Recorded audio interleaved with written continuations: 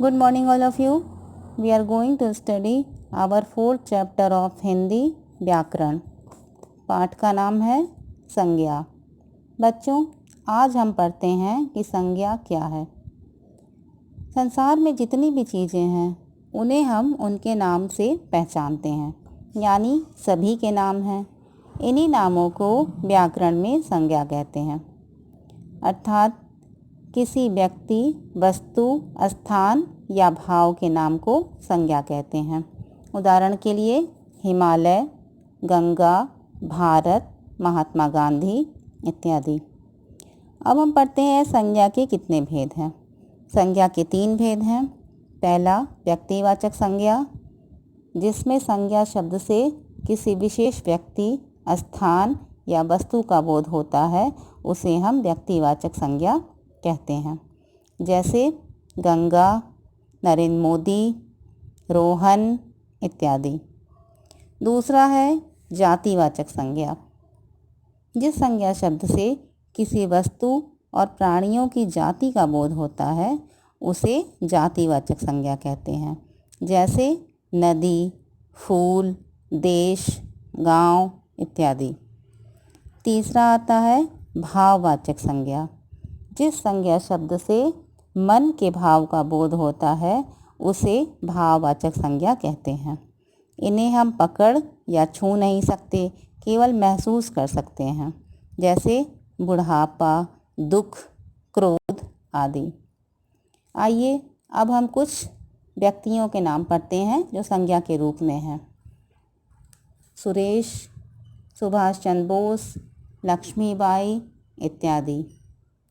आगे प्राणियों के नाम और पशु पक्षियों के नाम पढ़ते हैं।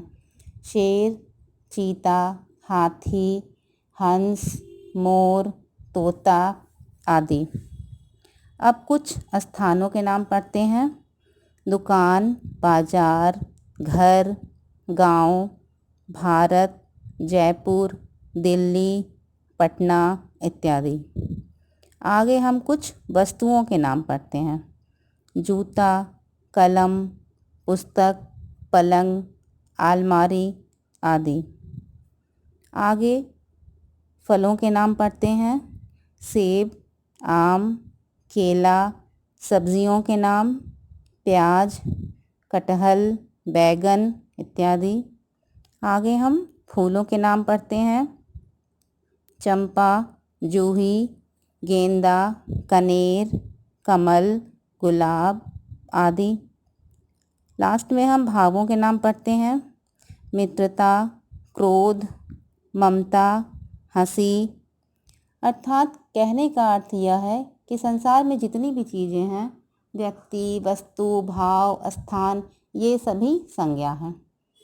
कमरे की सारी चीज़ें संज्ञा हैं। क्लासरूम के सारी चीज़ें जैसे ब्लैक बोर्ड, डस्टर, कुर्सी, मेज़, ये सभी संज्ञा कही जाती हैं।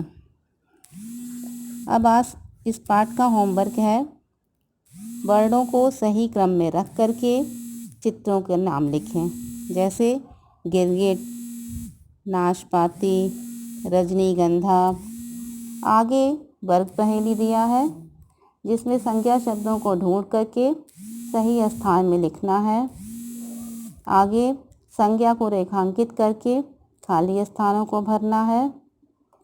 ये सारे अभ्यास अपनी किताब में आपको भरने हैं और संज्ञा की परिभाषा, संज्ञा के 3 भेद, इसे याद करना है। Thank you.